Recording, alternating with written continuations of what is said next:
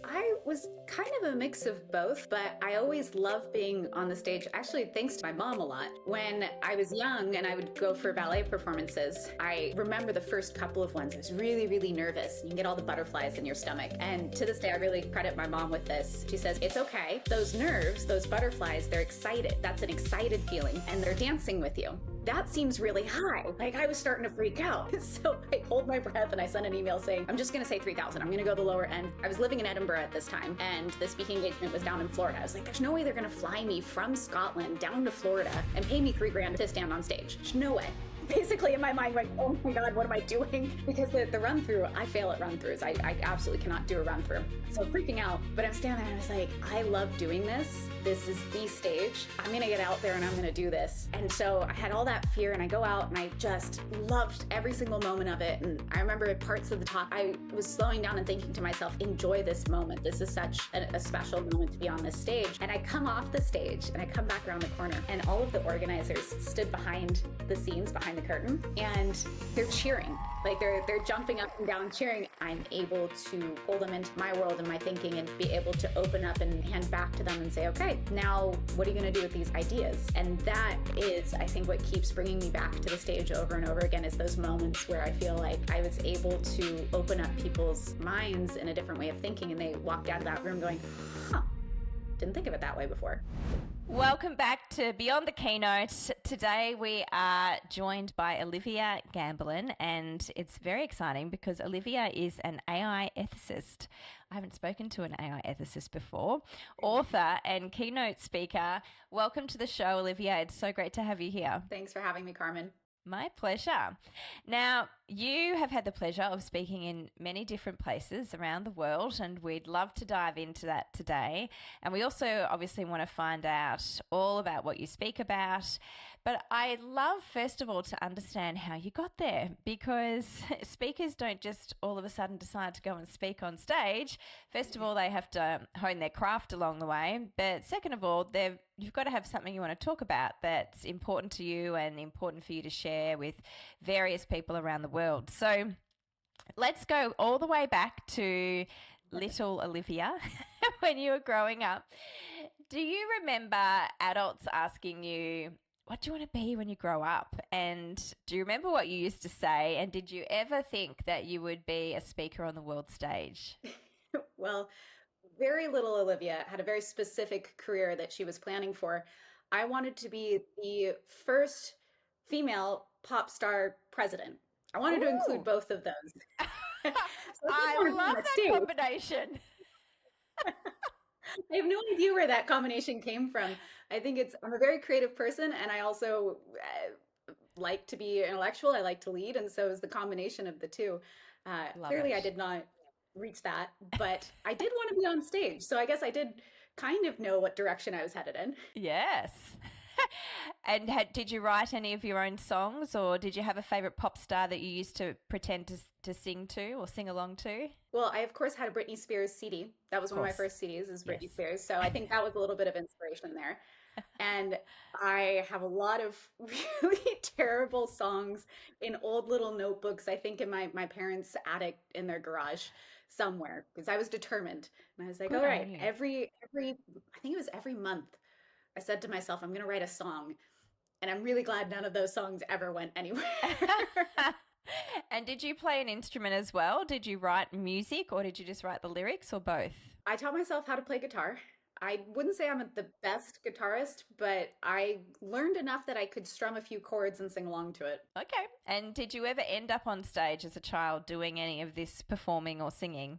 Not singing, but I am a dancer. So I was actually on stage quite a lot as a dancer.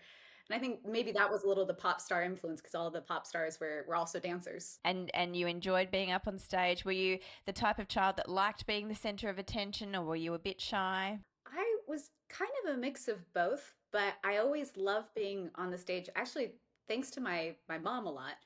When I was young and I would go for ballet performances, I remember the first couple of ones. I was really, really nervous. You can get all the butterflies in your stomach. And to this day, I really credit my mom with this. She says, okay, it's okay. Those nerves, those butterflies, they're excited. That's an excited feeling. And they're dancing with you. And to this day too, even when I'm preparing to go on a bigger stage, or I still get a little bit of those nerves and those butterflies. Depending on the stage, sometimes they're very excited. I still feel it as excitement. So Yeah. she really helped almost wire my brain when I was really young that nerve, those nerves, that's excitement, and it's something, it's a good feeling. I like that feeling. Mm. So I think that really helped with getting me accustomed to being on stage. Yes. How wonderful is that? I had a similar upbringing in that I was on stage from a very early age, even though I was very shy as a child. I just loved the stage, and I did theatre and performing arts, Yep. and that included dancing, singing, acting. And I feel the same. I will always get a little bit nervous before I'm going to go on stage, and as you said, those nerves vary depending on. I think it depends on how important, or yeah, how important you feel it is for you in terms of where you're at, who's in the Right. room, or how big the audience or how small the audience. All of those things can make a difference, and it used to be the same with me with theatre. And I Mm. always felt that if you didn't get a little bit nervous before you're about to go on, then it turned into a bit of a flat performance. And those nerves or excitement that you talk about can be used for good. And I often say this to clients. Of course, there's debilitating nerves. We want to do some, use some strategies, do some exercises to make sure you're not there. And a bit of nervousness, that energy that's floating around your body, can be used in a great way on stage, and can be very helpful. So I love that your mum wired your brain from a very early age to think of that in a positive way and think of it as excitement. Because when you think about what's happening to you, your physiology, it actually is the same or very similar. Yeah. Mm. Love that. So do you remember some of your first performances? Do you have any favorite moments that you can recall? Oof. On stage as a dancer, I think I just loved dancing more than anything. I think I did a lot of theater as well, but I choreographed when I got to high school. It's always revolved around dance, which I guess is kind of funny considering dance is the one of the performances that you're not using your voice at all. And yet that was my biggest memory is being on stage. Yes. Okay. And what's your first memory of having to speak in front of groups of people? Was that in school, at university, or in business? So my middle school, of all things, had a professional speaking class that everyone had to take. Oh, wow. That's So I amazing. was Oh, it was absolutely amazing. I Mm. was maybe 10, I think, when I first had that class. I had to take it sixth through seventh, eighth. That's middle school in the States. And it was my absolute favorite class. It was one of those moments where I was like, I'm good at this. I like this. And I, to this day, my teacher that taught us, and clearly I'm not anywhere close to middle school now. I'm still I was his favorite student, mainly I think because I loved the challenge of it. So he would give us these different, how the class worked, he would give us these different prompts, and then you'd have about a month to prepare a speech. And then it was, you would go up, you would give your speech. You had very strict rules, like we had to stay within 3 minutes. We had to, and like on the dot almost. You would count how many ums you used, as I'm saying a couple of ums now. But it was just like normal speaker training pieces that he had integrated into the class. And for me, I was like, I'm gonna get an A. It's very competitive. So I really go for it. But then as I got used to it, or as I got used to being able to hit that 3 minute mark, being able to take out those ums, both those two stick out the most to me because I still think I use those skills today. I started getting very creative with some of the speeches. So I guess actually one of my favorite speeches, I'm rambling a bit here, but one of my favorite speeches that I ended up giving was a how-to speech. And I remember Mr. Barron's, that was my teacher. He goes, okay, this speech, you have to pick something like making a peanut butter and jelly sandwich, and you have to give a speech on how to do it. And before we wrote our speeches, we had to tell the topic and he would approve it or not. Okay. I was a bit of a smart kid. And I go, I'm going to speak on how to clean your room. And he just Okay. looks at me and he's like, why? Because why? That sounds terrible. And I go, yes, I'll do this. And I turned it into this big old production almost. Ah, It was amazing. it was really fun. It was more like stand-up comedy by the end of it. And we went from being very skeptical of what in the world is this child trying to speak on Mm. to he actually had me give this speech to the entire school at the end of the year as an example of a good speech because he just thought it was the funniest, like one of the most clever speeches he had ever heard. Oh my So goodness. I'd We say need to know more about this, Olivia, because this is exactly what I'm talking about, where I'm saying take your keynote beyond the keynote and blend in a little bit of theatre, a little bit of entertainment and create something wow for the audience. So tell us, how did you turn cleaning your room into a production that was comedic? well, I think it was because I was a kid and I hated cleaning my room. So I put together, it was like a whole table of just random things I had found from my room. And I would stack it up and I would make it sarcastic. Like, here's the thing that you've been looking for 3 months. And I would hold up like a pair of socks or something, or the missing pair of a sock. And I would pull up another thing and I go, I don't even know what this is. And it was some like massive craft tools all pulled together. And I mean, I don't remember many of the specifics, but I think it was just the animation behind it, making something so boring and bland into something that I was excited about. My room didn't get clean very often, but I was at least excited about speaking on it. It sounds very amusing. As someone who was a child and is now a parent now, I feel like some of the lines you've used in that speech would be said by many parents as they're, exacerbated and just completely over their fact that their child's room is always messy.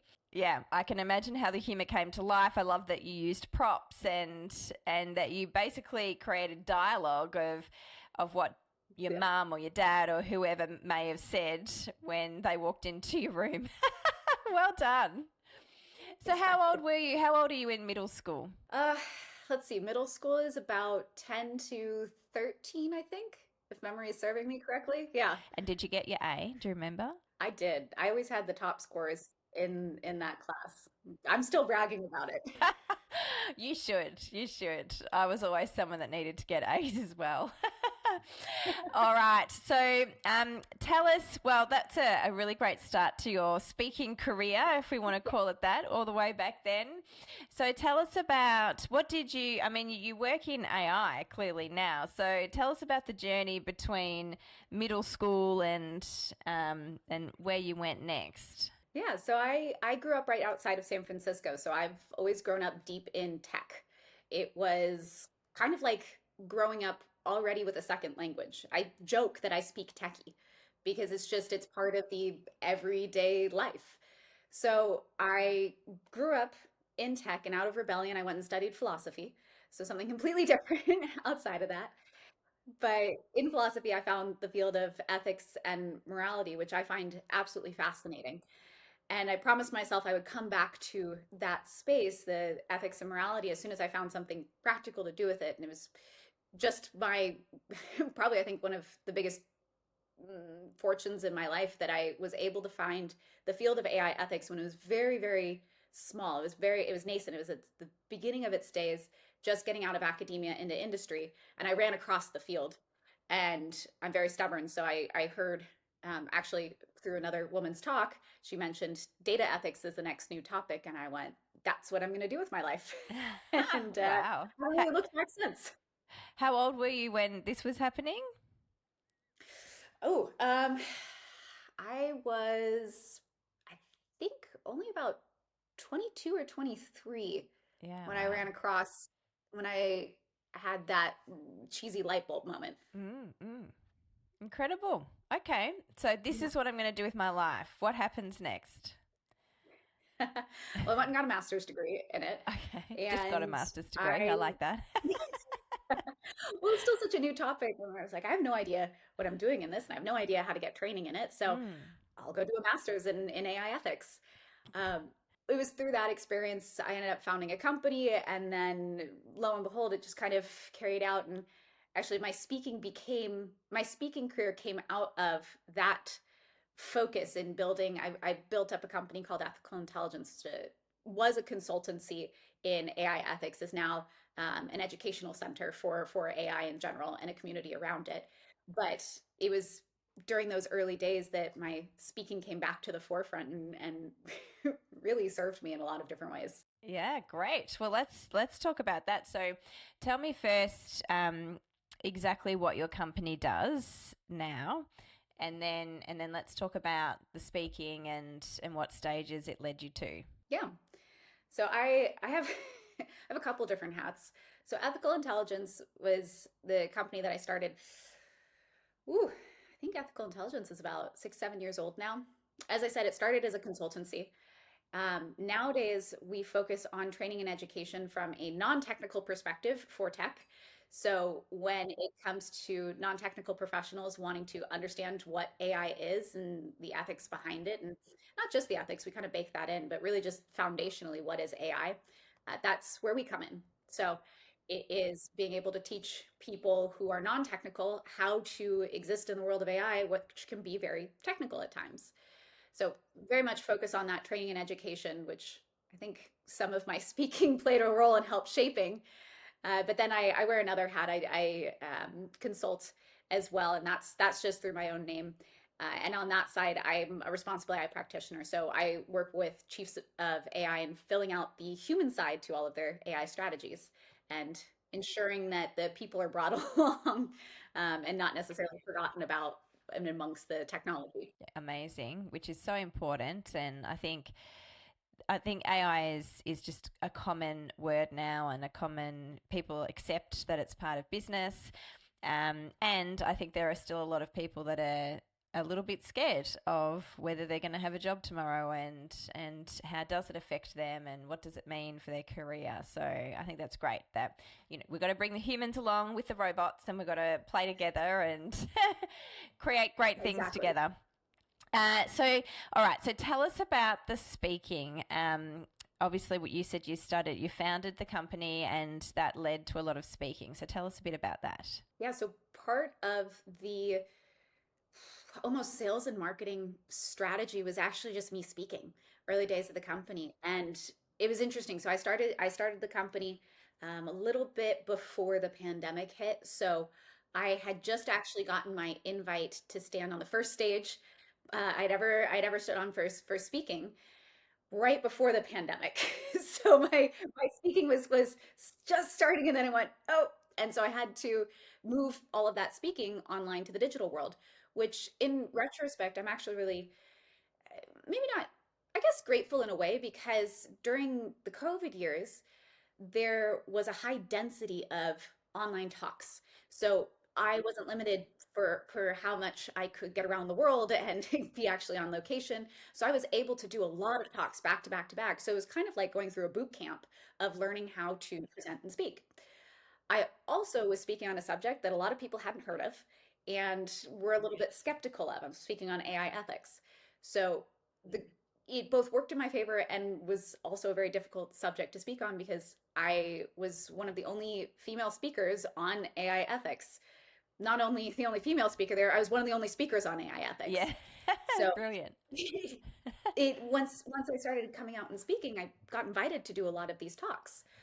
Um, that got itself rolling, and then I guess leading a little bit more to current day, I once in-person talks came back and conferences started hiring speakers in person again, I remember landing my first paid speaking engagement.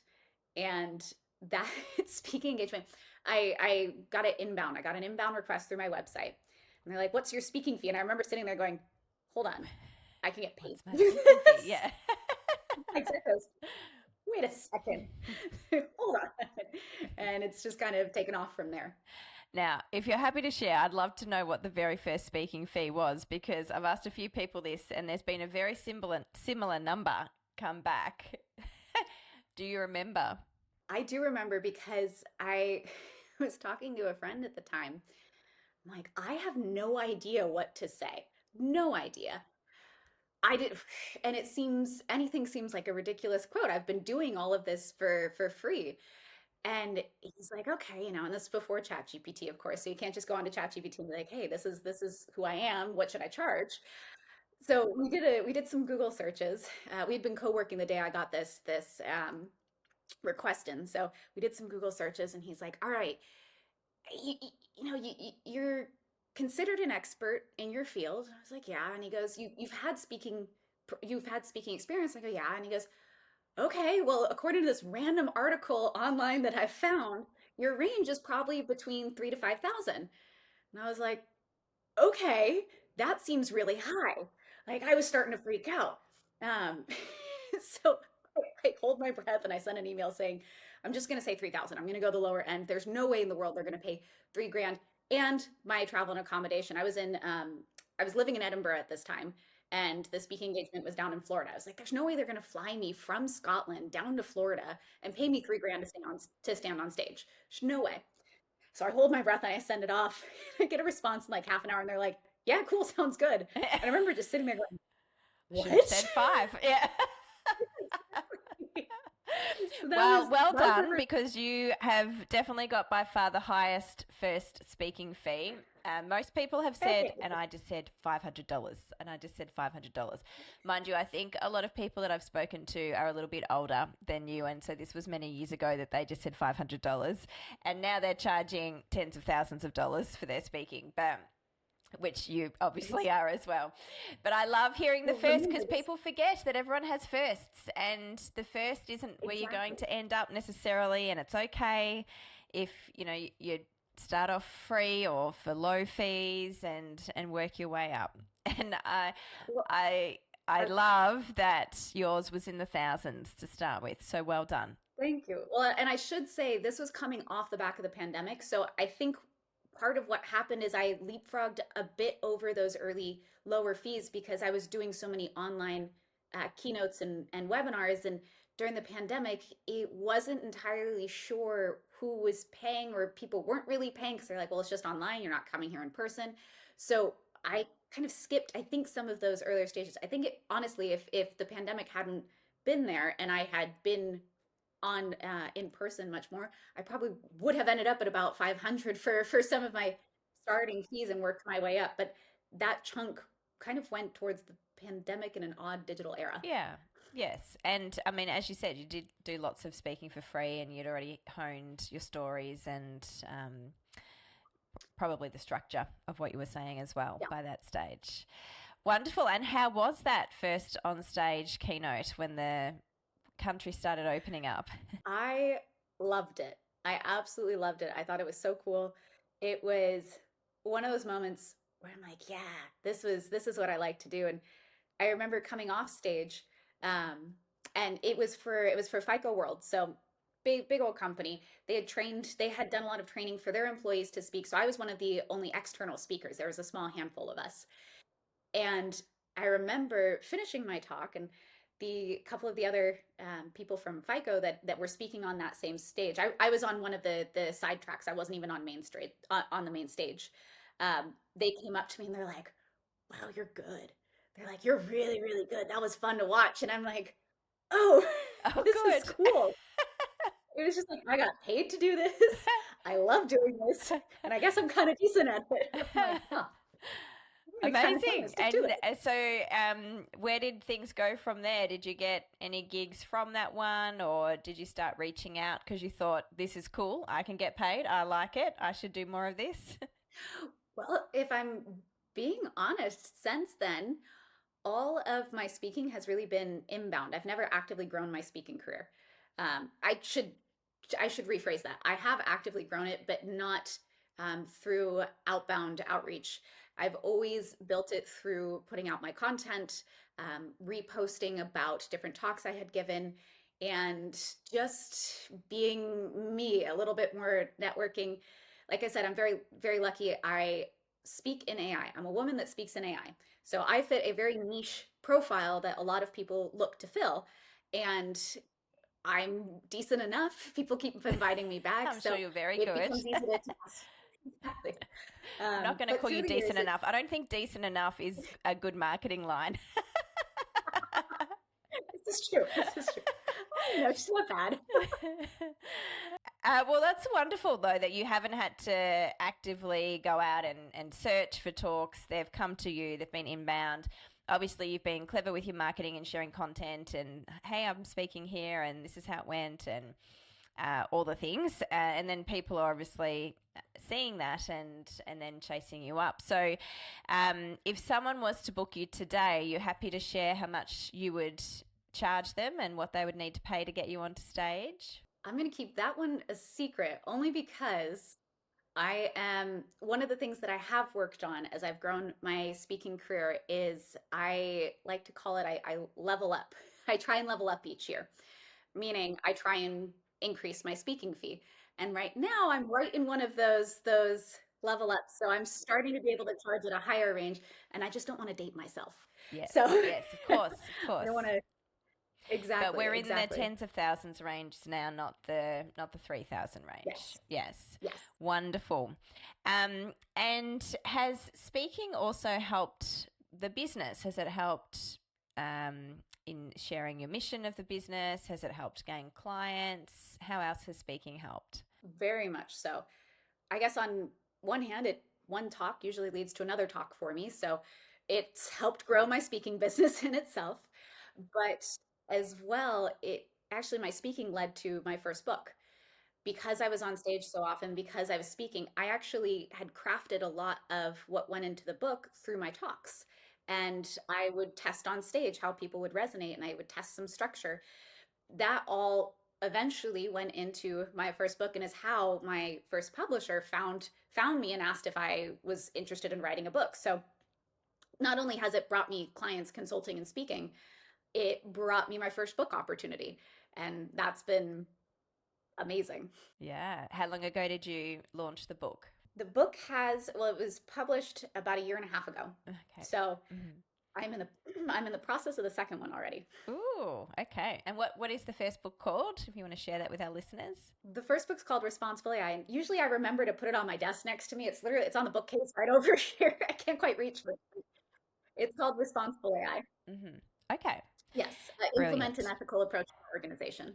Yeah. That's the full subtitle. And I think having a book is a great piece of IP that you can leverage when you're speaking. And as you've just described, some people have the book first, some people speak first, and then the book comes second. I don't think the order really matters. But when you find yourself speaking a lot and people are enjoying what you've got to say and you're choosing different stories for different audiences, it is great to bring it together into one place. So the second book that you're working on, are we allowed to know what that one's about, or do you have a title for that yet? Yes, that one, the working title, so don't quote me on this, but the working title is Not Every Solution Has a Problem. And think of it's kind of a mix of how to AI meets self-help. So it's a little less on the business strategy. There's still those elements. My first book was definitely a strategy book through and through. But this second one is more focused on AI is going to be a part of our future no matter what. But you as a human need the agency to be able to understand where does it integrate into your life, if at all? Where do you want it? And it's that kind of focus. I'm definitely integrating it a whole lot more now with my speaking side than I did with the first book. I was kind of hush-hush with the first book, even on stage, until it came out. Yeah. So how are you using it in your speaking at the moment? Well, I'm already speaking about it on stage. I'm already starting to, like I said, with the first book, I tested a lot of the material early on, but I didn't tell anyone that it was going into a book. This time, I'm actually actively saying, hey, this is part of my next book. The question that you asked, it's one of the pieces that I'm researching for my next book. Like I'm already talking about it there. And then starting in the new year, I'm actively integrating it into my content. So building some of that research that I'm doing for the book into my content. And well, actually, I should say this, part of my speaking career, I am starting to do outbound next year. I'm putting this at the forefront of one of my business priorities. So that's going to play a key role of it too, because it's a targeted subject rather before I was speaking on quite a wide range. Mm-hmm. And so the let's promote you because, as you said, this podcast may come out in the future. What so the keynote will be in relation to the book, obviously, that you're writing. And will this, in terms of an audience, it doesn't necessarily have to be a business audience this time. Is this something that, people can use in their everyday life? Okay. Yes. So think of it. Oops, sorry, go ahead. No, you keep going, and I'll come back to myself. You tell me what you're about to say. I'm very excited about it. It's I start jumping on any chance to talk on it. It's good. It's good. You can tell I'm a speaker. What were you going? Do you remember what you were going to say? Yes, think of it as like a framework of right now. A lot of our approach to AI is we have tons of solutions, and then we try and find the problem that fits to it. This whole framework flips it on its head. It's trying to understand what are the problems we're solving. What are the problems that exist in your business, in a society, but also in your daily life. And how do you want AI to support you solving those problems rather than trying to fit yourself to a problem that AI has said exists. So it's a little bit of that mind twister, but it can apply across multiple layers. Okay. So I'm living my everyday life. Let's pick something. What would I be integrating AI to help me with, or to enhance my life in some way? Well, for me, the example that I usually tend towards right now is personal one. Mm-hmm. So I'm a speaker. I'm also a writer. And for me, I have very specific writing pieces that I treat as sacred in a way. So any of my book writing, any of my newsletter, all of really my content, that's me. I don't use AI in any way, shape, or form there. Not because it feels like I shouldn't, but because my writing process is how I process. It's how I think through ideas. And I find so much joy in that process itself. So great. I'm not going to use AI there. I don't have a problem that needs solving there. I don't need AI. On the flip side, I absolutely hate marketing and sales writing. Like I hate writing marketing content. It takes me forever. I sit there, I overthink it, I wordsmith it to the nth degree. And there I find I have a problem with getting out of my own way just to write a simple one pager that really just needs to say the basics and doesn't need to be this beautifully worded masterpiece. So there I actually do use AI actively when it comes to scripting marketing and sales content. So I use that example because it's something writing, it's not a black and white. It's not I use AI everywhere with all my writing or I don't use it at all. I have very specific places where that support of getting me unstuck out of my head really helps me move forward. Whereas in other places, I need to be in my head and AI is only going to be a problem creator rather than a solver. Yes. Okay, great example. And you said you're going to be actively looking for more speaking engagements next year. Do you have a process or a plan on how you're doing that? So I view speaking as building relationships. So I'm looking specifically now, of course, having been behind the scenes of the speaking world, which when you first get started really feels like this mysterious glob of, I don't know, some people pay money to have me speak on stage and I'm not entirely sure how any of this works and who do I talk to. Now I've been behind the scenes long enough that I understand I'm looking for a specific set of people. I'm looking for conference organizers. I'm looking for training development leads, leadership development leads. And, I still get brought in by all sorts and shapes and sizes of people within companies. I think I've been brought in by everyone from the chief privacy officer to the CMO to someone in HR.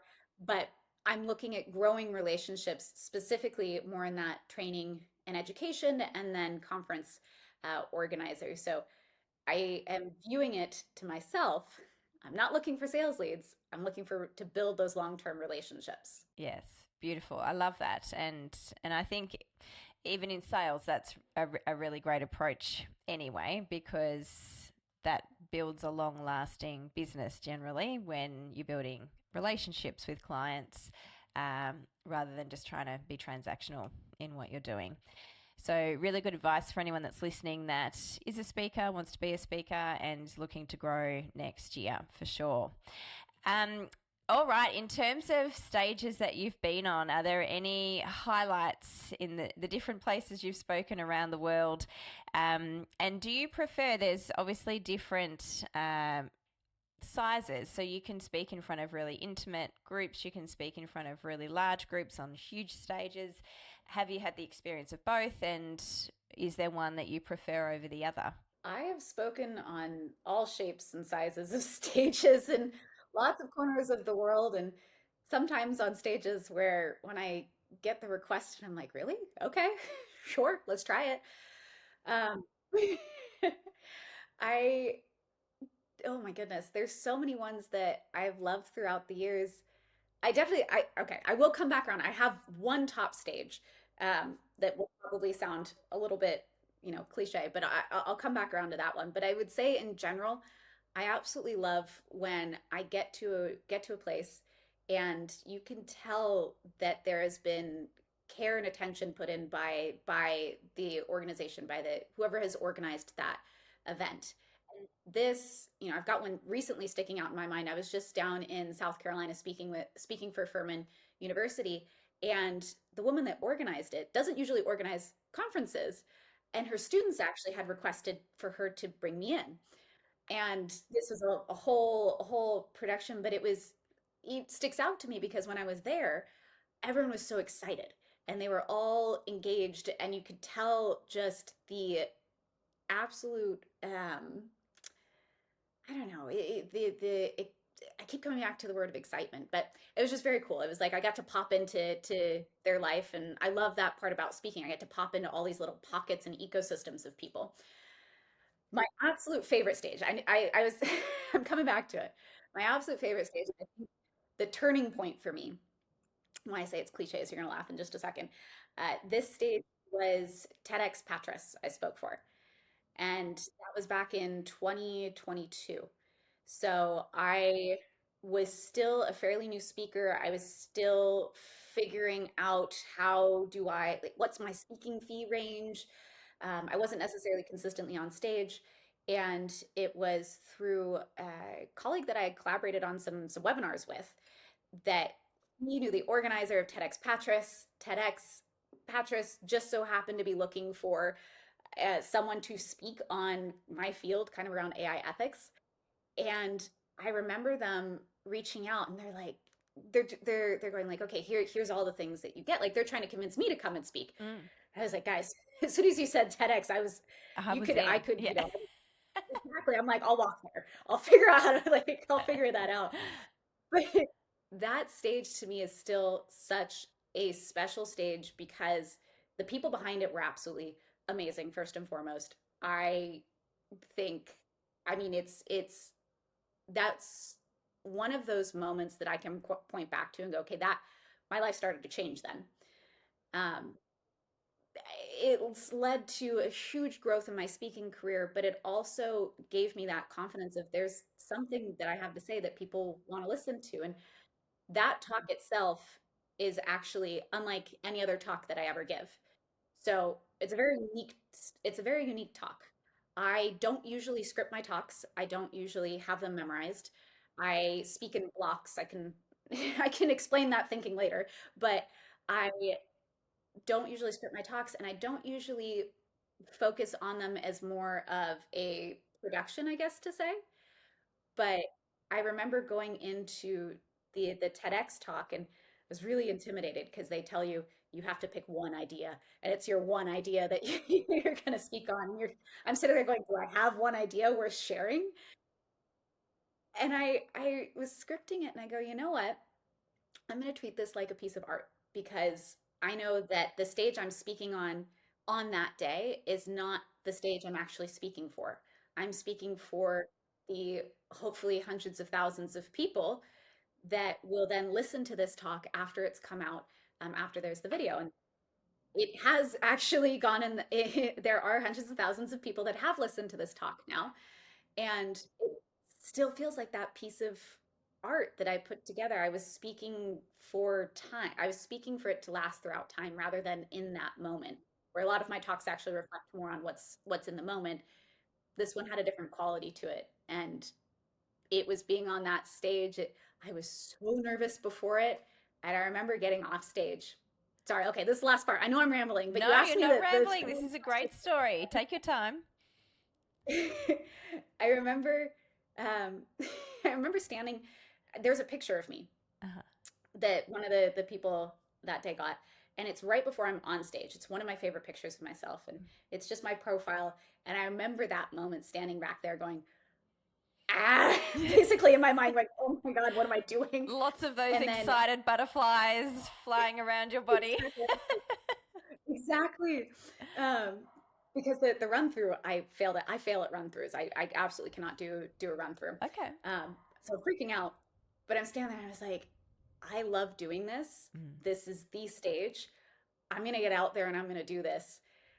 And so I had all that fear, and I go out and I just loved every single moment of it. And I remember at parts of the talk, I was slowing down and thinking to myself, like, enjoy this moment. This is such a special moment to be on this stage. And I come off the stage and I come back around the corner, and all of the organizers stood behind the scenes, behind the curtain. Uh-huh. I come around so the audience can't see me, and they're cheering, like they're jumping up and down cheering. And I remember, I remember being stopped in my tracks, and all of a sudden I start crying, and I was like, guys, this is amazing. It was just Yes. that's what I mean by it is the stage for me, because of the people that made it, because of that moment in time, because of what it's led to in my life.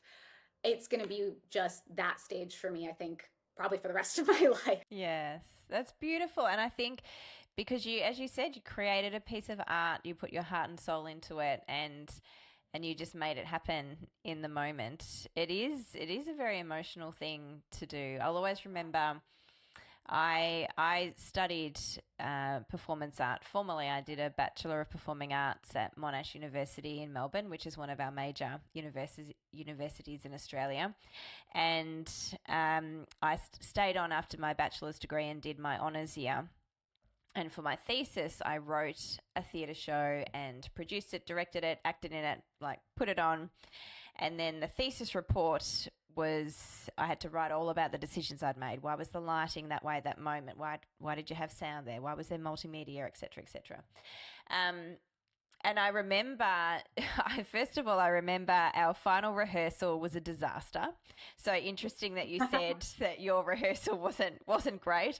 Yep. And I remember just sort of looking at the cast, because I had a cast and I was in it as well, and just like looking at them like, it's got to be better than this. This was the worst run, and we have to be better than this when we go on. Like, and one of them said to me, Carmen, it's going to be fine. We're going to be great. Like, we're going to be great. We're not going to do this on the performance. We promise. I'm like, great, good. And they didn't. And we all pulled it together, and we got standing ovations and great response from the audience. And then I remember after the last show, because we did a few shows in the run, one of my professors was there because they were obviously assessing it from my thesis, and he came up afterwards and, said, well done, amazing. And then I just burst into tears on him because it was over. And there's so much work and so much energy that goes into creating the piece of art, like you described it, that it's sort of cathartic at the end when it's all over and you're like, oh, okay, I did it. It worked. It was amazing. And now it's done. And now what's next?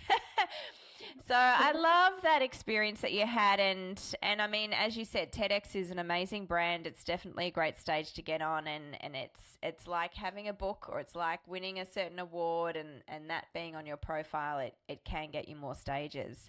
So did you notice that you were getting more bookings fairly quickly after that, or was it something that started to ramp up? What happened post TED Talk? It started to ramp up. I started to see the inklings about 6 months after. So it wasn't right away.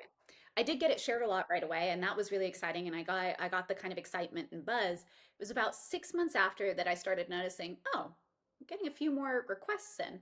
It really was at about the year mark where all of a sudden I was getting requests in of people saying, I've seen your TED Talk, I want you to come speak. And it just started to snowball from there. And that was the surprising thing, because I was expecting not expecting, but I was expecting more. I was expecting that kind of impact, if any impact was going to come, more directly after the talk had come out. So it did take it about a year for it to start to get up and going. And now it just kind of keeps rolling. Gift that keeps on giving, which is brilliant. And I've spoken to many speakers on this podcast, and a lot of people have reiterated the fact that even speaking live, sometimes you speak somewhere and you do have an impact on the audience, and someone will come back years later and you don't even know you've had that impact necessarily on every single individual in the room, but someone emails you years later and says, I saw you speak 5 years ago and I just wanted to let you know that I've done X, Y, Z, or this, that, and that has happened because you said whatever you said. And that's an amazing feeling. And also people will rebook you, or they'll say, hey, I saw you speak a few years ago on this stage and I'm now running this organization and I'd love you to come and speak. Have you had that experience as well? I've had that experience, and I've even had it now, which really took me by surprise this year. I actually was rebooked by the same conference a year after. And one even goes, we never rebook a speaker, but you were so high. You had such amazing feedback from the year previous, and you were so highly requested to actually be invited back that they brought me back within the year. And it wasn't that they hadn't loved me the first year. It was quite literally that they're like, we never bring We back just don't speakers. do this. Yes. Never. Exactly. And I had the right topic and everything. So, Well done. no, it's always fascinating to see how someone's found you. And it can be, that's why I mean, building those relationships, because someone that's organizing one conference is probably organizing at least 10 others at the end of the day. And if they've loved you on one stage, they're going to invite you and book you on another stage. And so it just kind of, it builds momentum that way. Plus, event organizers know event organizers, and people talk, and everyone talks. I think it's obviously your performance on stage and what you bring to the audience is one part, and very, very important part, and how you treat everybody and speak to everybody and how easy or not easy you are to deal with also gets passed on between event organizers. So yes, good to just be a good human while you're in the business of speaking, or any business really. But definitely if you want to get rebooked and you want to be liked within an industry, then yes, good to be a good human as well. Well, I can't even believe it. We've been speaking for nearly 50 minutes now, so we've probably got about 10 minutes left.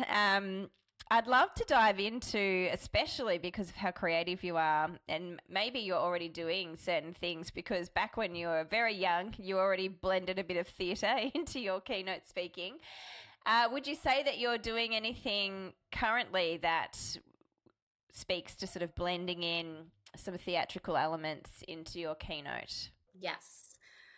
Quite often, yes. Tell us about some of the cool things you're doing that you're happy to share with us. Well, I guess I'll share one thing about how I craft speeches, and then the other one more about the direction I'm taking my speaking in. Okay. That plays in a little bit to more of this my active outreach in this next year. Yes. But when it comes to crafting speeches, I love being kind of a little bit of the oddball. If you haven't noticed yet, I love kind of taking, the general prompt of give a talk on how to, and I go, how to clean your room. I think I still carry that actually a lot into my talks now. And I am using that more and more in terms of crafting the sticking points in my talks. So to give you an example, one that I've started integrating into my talks, the hooks. So when you first get on stage and you're hooking in the audience's attention, those are really important. One of the hooks that I've started to cycle in is a little bit sassy and a little bit offbeat, but people are used to hearing AI ethicists give this big spiel of like, we need to do ethics because it's good for the world, and on and on. And yes, full stop, yes. But my hook is I get on stage and I quite literally I go, hey, so I know I've been invited here to speak about AI ethics. You're expecting me to talk about ethics and values, and I am an ethicist, and we will eventually get back to that. But I want you to take that concept and put it out of your minds just for a second and just kind of ignore that.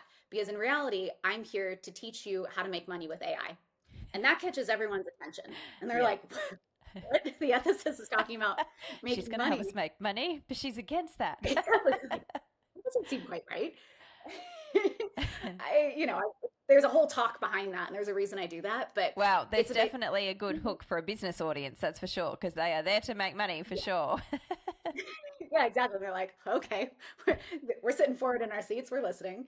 Good. But I'm crafting. It's a bit theatrical though, because I know I'm going for the shock factor Yes. and what does she mean by that? Mm. So that's on one side, and then That's great. where I'm thank you. Hopefully, I workshopping a couple more of those, but Yeah, that good, one's good. one of my favorite ones to do recently. Definitely catches the business audience by surprise. I'm sure it does. And I'm sure it makes them lean forward as well. Oh yes, very much so. The other side, where I'm taking my speaking business really, and how I'm crafting that with a bit more theatrical, is I've done these a little bit in the past few years, and I absolutely love them. It's a very different style of speaking, and I am pushing this forward as a very specific line of talks that I'm doing. And right now I call them executive dinners. I need to obviously come up with a better name, but that's how they've stuck in my mind. Essentially, it's talk over dinner.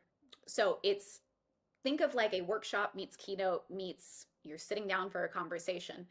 And I basically plan a talk that extends over 3 to 5 courses of a meal.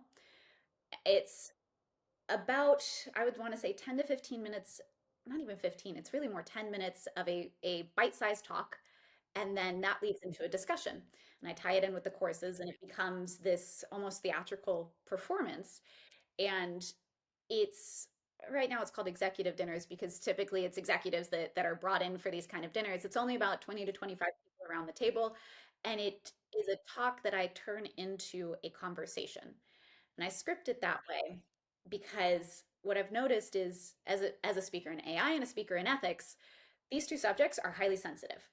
Ethics is something that people kind of it's tied to our emotions. It can get very standoffish if you're not careful with it. It can be a tricky conversation to navigate in a business setting. And then AI, there's either people that love it or hate it, and there's not much in between.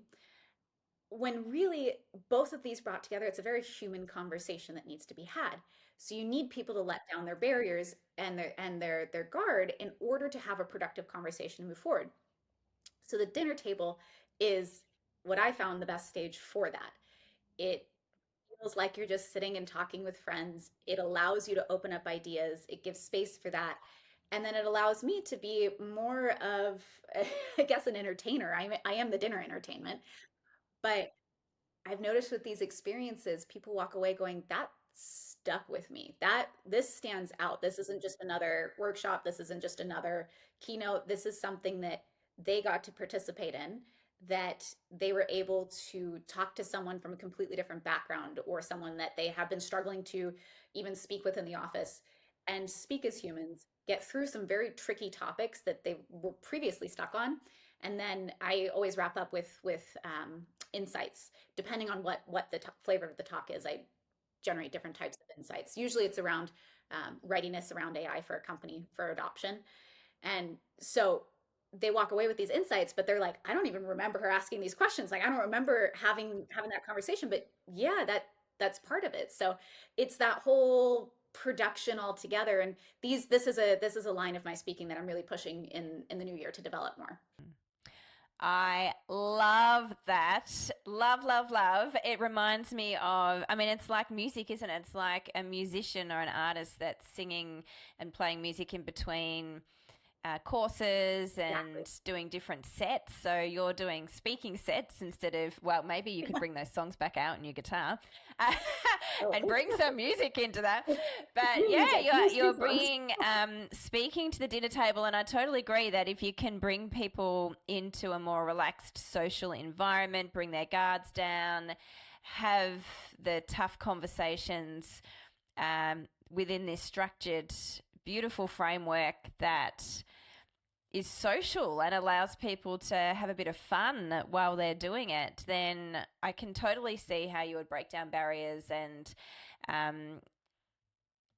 get them to discover new ground that maybe some of the people around the table just weren't open to or didn't even realize they were closed to before. So I think this is a brilliant idea. And those of you listening who need to book, make sure you book with Olivia, because what an incredible experience to bring your executive team to, or your leadership team within a business.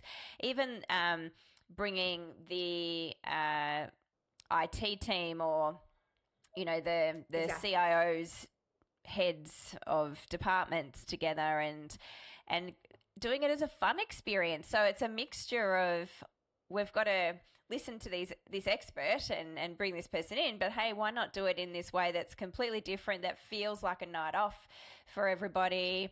I mean, you could do it as a lunch as well. That doesn't need to necessarily be a dinner. It could be an executive lunch. Exactly. Then they get to do it in business hours and take the rest of the afternoon off, most likely, after a few glasses of wine. But brilliant. And I love that you see it as it's theatre. It's bringing theatre to the table, and the stage is the table or the restaurant that you choose. Yeah. And all the experience would be also choosing beautiful food, or choosing a beautiful setting to hold the dinner in, and make sure it's really enjoyable for the guests.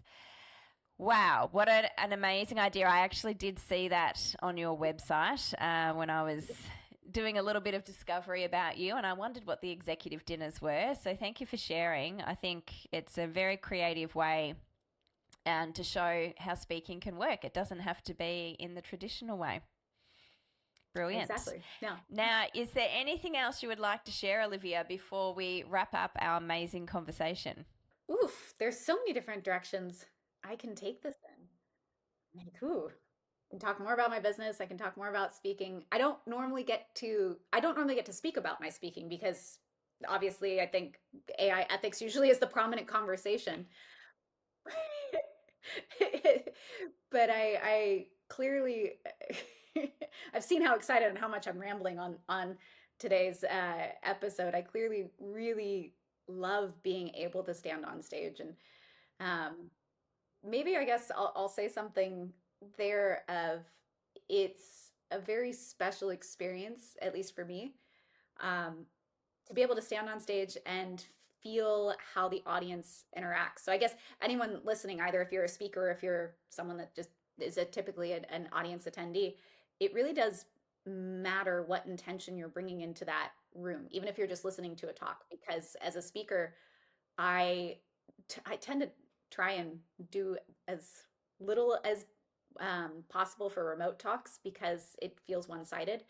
I love being on stage, and I feed off of the energy that an audience brings. So if the audience is quiet and staring and scowling, I kind of sit there and I'm like, all right, I'm going to crack some really bad jokes and try and get them to liven up or something. Like, I want that exchange. And my best talks have always come when the audience is engaged, when it doesn't have to be that they're interacting with my questions or anything, but I can feel that energy coming off of them, of they get what I'm saying, and I'm able to pull them in and pull them into my world and my thinking, and be able to open up and hand back to them and say, okay, now what are you going to do with these ideas? And that is, I think, what keeps bringing me back to the stage over and over again, is those moments where I feel like I was able to open up people's minds in a different way of thinking, and they walked out of that room going, didn't think of it that way before. Yeah. Amazing and beautiful. And I agree. I think as speakers, we do thrive off the energy that we receive back. And what I've learned over many years is that I don't always receive it in the way that I would necessarily love to receive it. But I've learned that just because I'm not receiving it that way doesn't mean that the person hasn't enjoyed it. Because sometimes people, well, they're just a different type of energy to you, and they respond to things differently. And you're talking to them afterwards, and someone who you think was maybe a little bit bored or a bit disconnected is like, I really loved your talk. And you're like, really? Okay. You were that person down the front row that looked a little bit like they weren't enjoying it. But so glad to hear that you did. So I think, we've got to be careful of when you're on stage, just being able to continue on and continue to give whatever you can while you're up there, regardless of what you're getting back, is definitely an art. But I'm with you totally on the fact that isn't it lovely when you're just seeing enjoyment and smiling faces and you're getting the laughs and or people are interacting with you and starting to actually ask questions or speak out loud, and it can be surprising where things go. And we didn't actually end up talking about it, but I'm assuming your blocking means you've got certain areas or sections that you'll talk to and you know where you're going to go, but you haven't scripted every word out word for word. And I think when you know your content so well and you can do that, it opens up to being in the moment with the audience and being able to respond, which is brilliant. But I also actually love that we talked about your TED Talk that was completely scripted and crafted and a piece of theatre, really, because that is also another direction that you can go in, and I actually help speakers do both. It really depends on what they need and what the talk is as to which direction we'll go in. Olivia, it has been such a pleasure to talk to you tonight. I haven't had anyone that has spoken about the live dinner idea. I actually have a client where we've crafted a 5-course meal for his keynote, but we don't actually serve food. His courses, because he works in the catering industry, that's why we've done it, but his courses are business related. There's a sales course, there's a leadership course, and we bring food through the whole thing. And we will have an element of a tasting at a certain point, because he does events and weddings and all sorts of things, but we're not actually sitting around a dinner table. I think that's absolutely brilliant. Thank you so much for being on. If someone wants to get in touch with you, how would they do that? Well, the easiest place is my website, oliviagambelin.com. I'm fairly active on my LinkedIn, Olivia Gambelin, and I've got a newsletter that you can find through both the website and my LinkedIn that publishes a lot of my thought pieces and usually trickles in reflections I have from the different stages I get to speak on in the world. Perfect. Well, if you need to stay up to date, which I think everyone does with AI and being ethical when it comes to AI, and you want to enjoy that because Livia is very good at making content that might be a bit challenging for certain people, fun and interesting and entertaining, then definitely sign up to Olivia's newsletter. Thank you so much for coming on the show tonight. Thanks so much for having me, Carmen. All right, here's where you're standing. You can close this episode, think that was fun, and go back to doing things the way you've always done them. Or you can decide you're done being the speaker, the leader that people politely applaud and immediately forget. If you want to create the kind of moments we talked about today, the theatrical, the unforgettable, the profitable, I've put together something that'll change how you think about the stage forever. It's called Beyond the Keynote, Creating Your Illuminated Story. No fluff, no theory, just methodology I use with elite speakers and leaders who are done playing small. Go to illuminatedstory.com/masterclass. And hey, if this episode hit you somewhere, share it, leave a review. It takes 30 seconds and helps more people discover that great speaking isn't magic. It's a game, and you can learn to win it. I'm Carmen Sederino. Don't just speak, illuminate. See you next week.